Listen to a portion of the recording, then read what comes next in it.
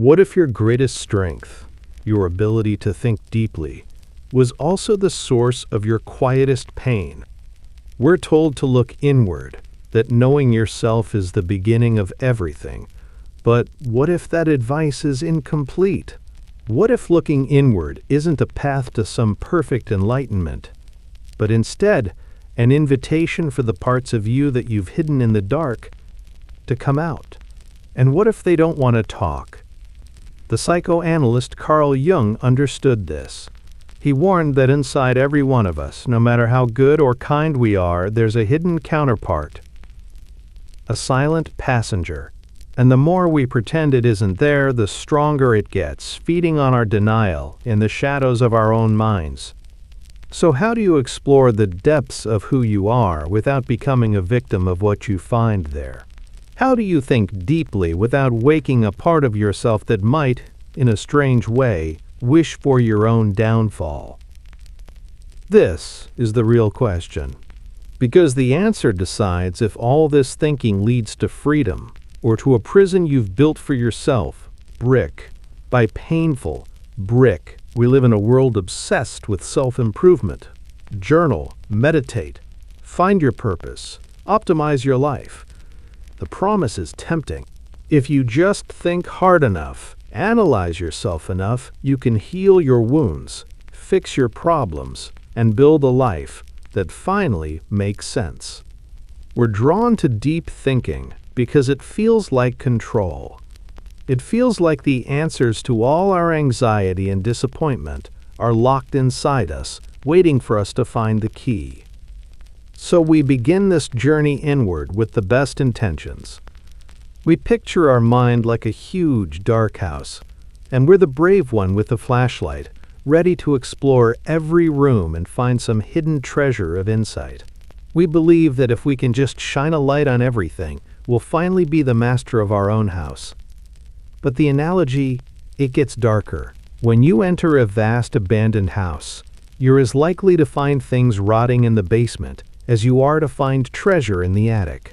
You might discover that the floors are weak, that the foundation is cracked. You might disturb things that were sleeping for a reason, things that don't like the light. This is the trap of deep thinking, when you go into it unprepared. Your mind isn't a clean, sterile lab. It's a wild, ancient forest. To think deeply is to walk into that wilderness. If you go in without a map, without understanding what lives there, you don't just risk getting lost. You risk meeting the predators.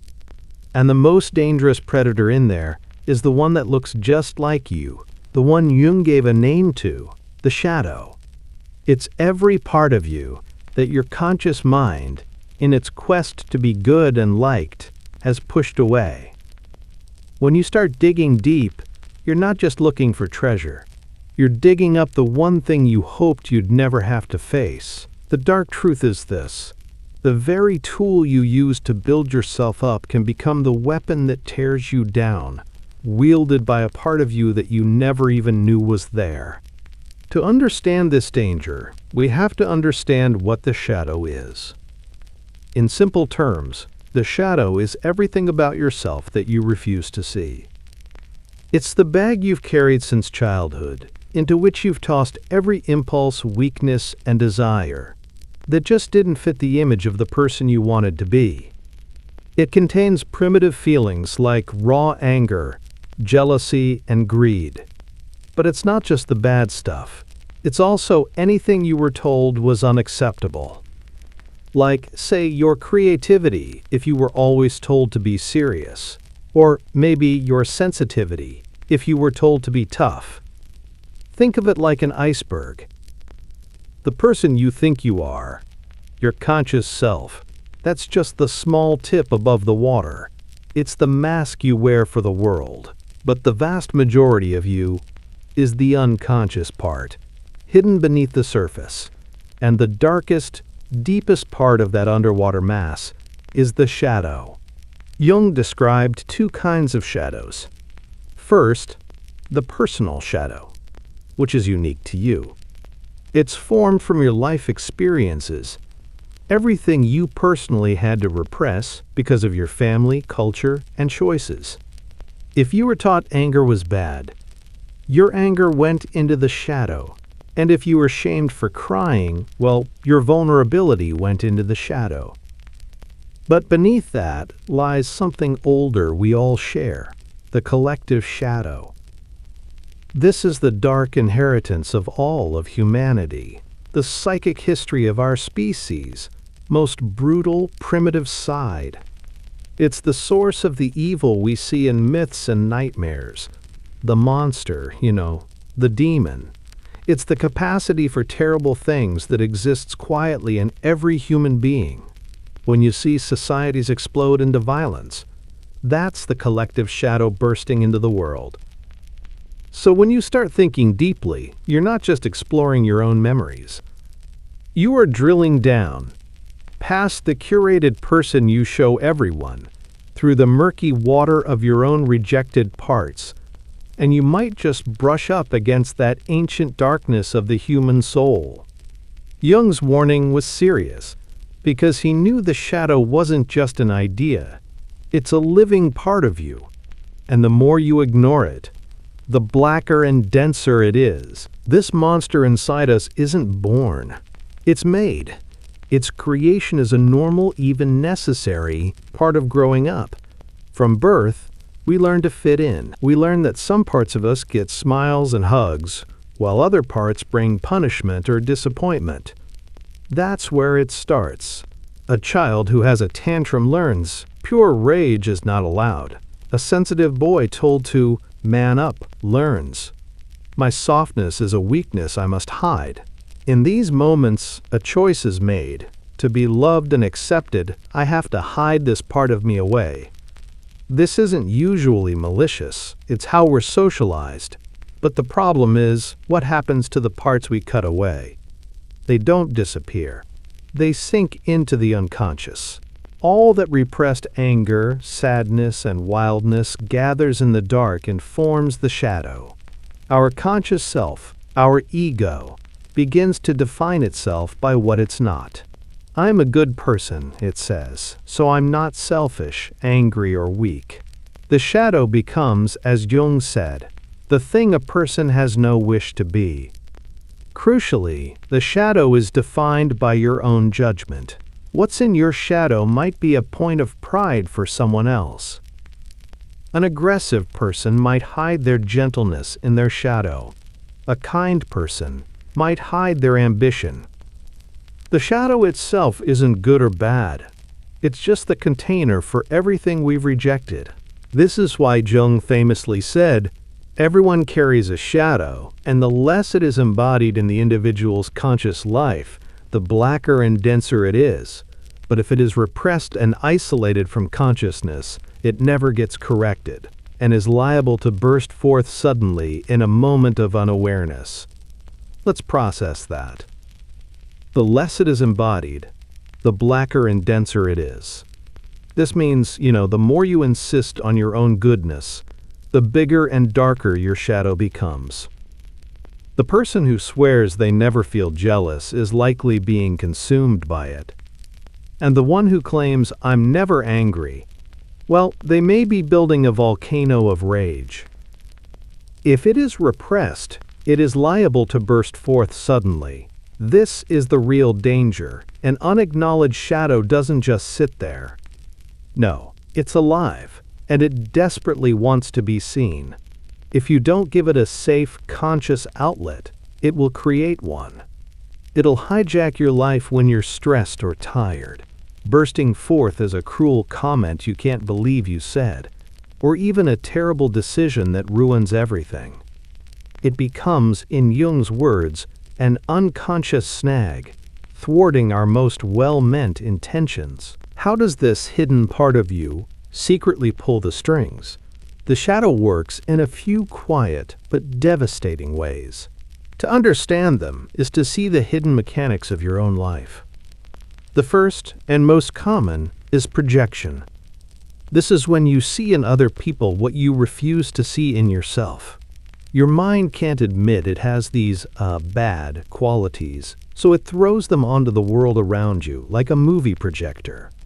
This is why certain people can provoke such an intense, irrational irritation, that thing that drives you crazy about a coworker. Their arrogance, their laziness, it's often a disowned part of your own shadow. The person who is critical of everyone is often projecting their own painful feeling of not being good enough. By finding the flaw in everyone else, they get a moment of relief. The person convinced everyone is out to get them is often projecting their own untrustworthy impulses. This is how the shadow poisons our relationships. We stop seeing people for who they are, and instead see a screen for our own darkness. We end up arguing with our own shadow, thinking we're arguing with our partner or friend. The second way is unconscious self-sabotage. This is, perhaps, the most painful. You have a goal you genuinely want. You work hard, and yet, right at the finish line, you do something to mess it all up. That's the shadow at work. When your conscious plan conflicts with a hidden belief, the unconscious almost always wins. For example, a part of you deep in the shadow believes you don't deserve success. Consciously, you strive for it. But your shadow, holding that feeling of unworthiness, it has a different plan to protect you from the danger of success. So, the night before a big presentation, you stay up all night. When a huge opportunity appears, you procrastinate until it's gone. When you find a kind partner, you pick fights over nothing. It makes no sense to your conscious mind, but it was the shadow, bursting out to ensure failure, reinforcing its secret belief that you were unworthy all along. Then there are the irrational emotional outbursts. Repressed feelings don't go away. They get stored under immense pressure. Eventually that pressure finds a weak spot. A small trigger, someone cutting you off in traffic, can cause a massive explosion of rage that feels completely out of proportion. That rage isn't about the traffic. It's about all the anger you've swallowed for years. The shadow uses these moments to vent, leaving you and others hurt and confused. Finally, there's the repetitive loop of misfortune. It can feel like you're cursed to attract the same toxic partner or end up in the same horrible job. As Carl Jung famously said, when an inner situation isn't made conscious, it happens outside as fate. He meant that if you don't deal with your inner world, your shadow will arrange your outer world to force you to look at it. If you have a hidden belief that you deserve punishment, you'll unconsciously find people to punish you. This isn't bad luck. No, this is your unconscious, directed by the shadow, steering your life according to a script you didn't even know you were following. If this idea of a hidden part of you running things resonates, just take a moment. Let me know in the comments with just one word that describes how you feel right now. Your honesty is a valuable part of this. It helps us all feel a little less alone on this path. And if you're finding value in this deep dive, please take a second to subscribe and click the bell. We're committed to exploring these tough but important topics every week. And by subscribing, you ensure you won't miss what we uncover next. Now we get to the heart of it. Why is deep thinking, the very thing supposed to save us, so dangerous? Because when you start to think deeply about yourself, you're actively digging into the foundation of your own mind. You're pointing a giant floodlight into the darkest corners of that abandoned house. And if you do that unprepared, you're asking for trouble. The first danger is being overwhelmed. When you truly start to question your motives and look at your feelings honestly, the shadow will begin to show itself. You might uncover reservoirs of guilt, rage, and shame that your mind has spent a lifetime building walls to contain. To be faced with the raw, unfiltered truth of your own darkness, that can be terrifying. It can trigger deep anxiety, depression, or even an identity crisis. You thought you were a good person, But now you see a capacity for selfishness you never knew was there. This confrontation can shatter your self-image. This leads to the second danger, despair. For some, seeing their shadow is so shocking, they fall into nihilism. They look at the darkness inside and conclude it's the only truth. They decide their goodness was a performance, and that people are just selfish animals. This is a special danger for highly intelligent people, who can literally think themselves into a corner of hopelessness. They see the monster and, instead of trying to understand it, surrender to it. Now, the third and most serious danger is what Jung meant when he said the shadow is liable to burst forth. Deep thinking can accidentally provoke the very thing you're trying to understand. If your sense of self, your ego, isn't strong enough, looking inward can cause the shadow to overwhelm you completely. This is the psychological truth behind Dr. Jekyll and Mr. Hyde. Dr. Jekyll was a brilliant, deep thinker who wanted to explore his darker side, but he did it without respecting its power. His experiments didn't just reveal Mr. Hyde, they unleashed him. Eventually, the conscious Dr. Jekyll became a prisoner of his own creation. This is a metaphor for a moral or psychological collapse, where the attempt to merely think about the darkness, without the strength to hold it, leads to being possessed by it. It would be easy to conclude that deep thinking is a bad idea, that it's better to stay on the surface, but that would be a mistake. Jung's message was never about avoidance. It was a call to bravery. He believed ignoring the shadow is far more dangerous than facing it. An ignored shadow runs your life, and you call it fate. A confronted shadow becomes a source of incredible strength. The solution, then, isn't to crush the shadow or give in to it. The solution is integration. This process, which Jung called shadow work, is the journey of making the unconscious conscious. It's the deliberate, lifelong effort to turn around, look at the parts of you you've disowned, and build a relationship with them. The goal is not to eliminate the shadow. You can't have light without a shadow. The goal is not perfection. The goal is to be whole. Shadow work asks you to walk toward the very things you've spent your life running from. It asks you to feel compassion for the parts of yourself you find ugly. It demands you see the hidden truth. Tremendous energy is locked away in the shadow. When you successfully integrate a piece of your shadow, you don't become a worse person. You become more complete and powerful. Repressed anger, brought into the light, can become healthy boundaries. Repressed sadness can become deep compassion. Repressed jealousy can show you what your soul truly desires. The shadow, once your saboteur, becomes your ally. It's the process of reclaiming the lost pieces of yourself and finally becoming the author of your own life. How do you start this vital journey? Well, it isn't a checklist. No, it's really a practice of being radically honest with yourself and with kindness. Here are 5 places to start. Approach gently. First, pay close attention to what you judge in others. Your emotional reactions are a compass, pointing to your hidden material. Start a journal. When you feel a strong, out-of-proportion reaction to someone, intense anger, disgust, or even intense admiration, just write it down. Then, ask the hard question, what part of this person is also in me that I am refusing to look at? This isn't about excusing their behavior. It's about taking your projection back and using it as a mirror. Second, listen to your dreams.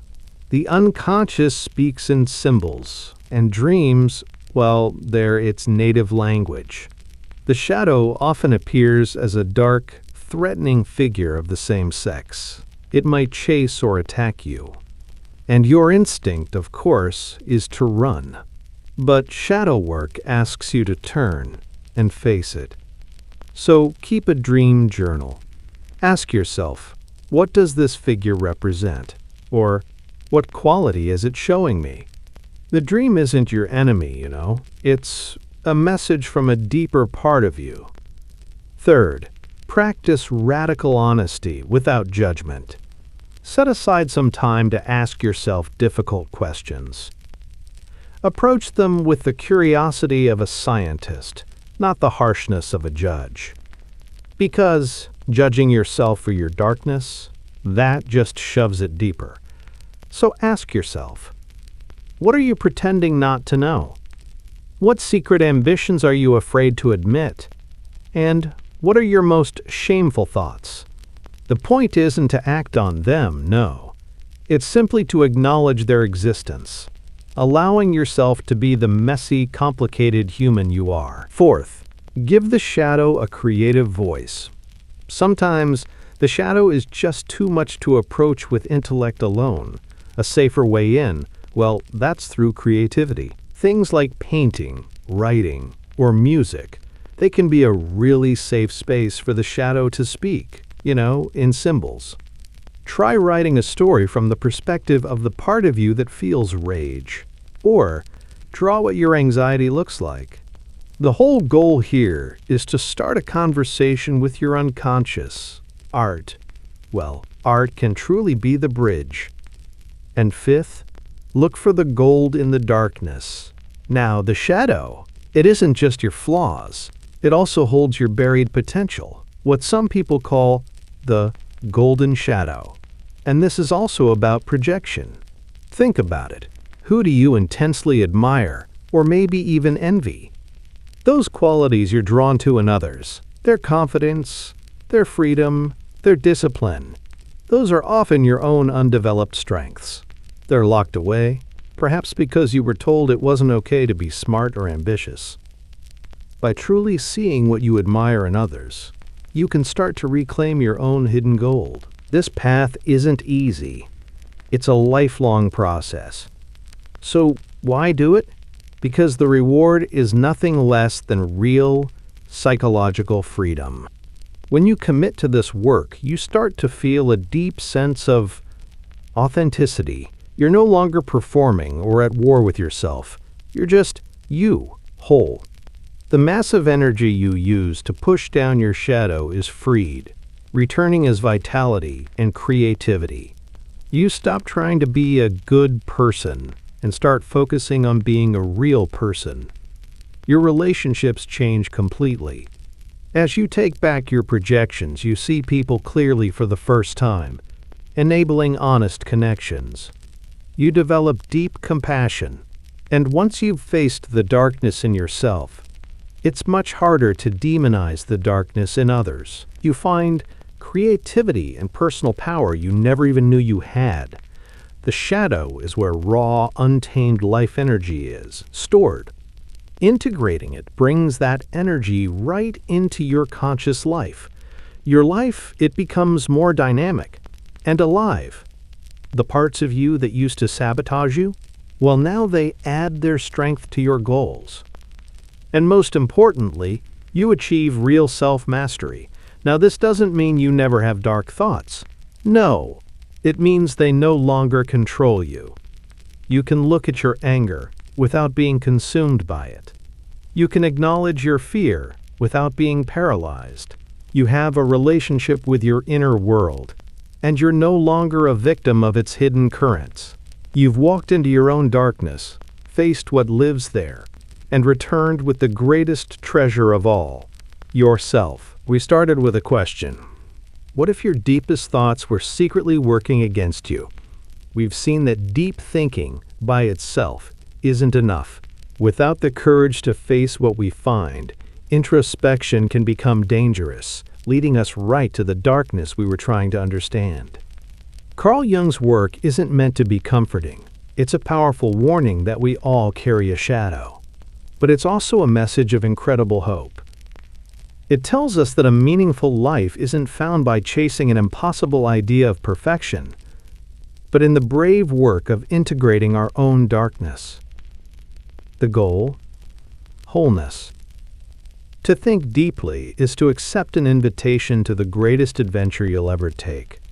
It happens in the uncharted territory of your own mind. The journey into the shadow is the most personal, challenging, and ultimately the most rewarding journey there is.